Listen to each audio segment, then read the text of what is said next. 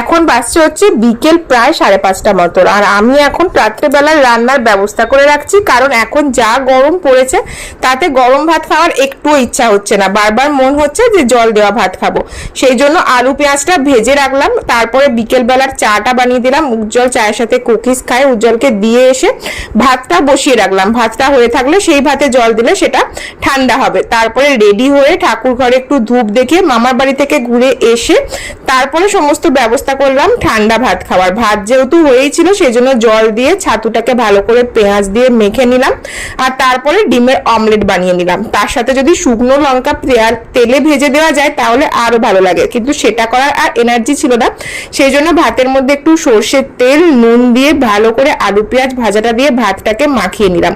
তারপরে একটুখানি ছাতু আর অমলেট দিয়ে যে ভাতটা খেলাম সেটা জাস্ট অমৃত। গরমকালে এর থেকে অন্য খাবার আর ভালো লাগে না।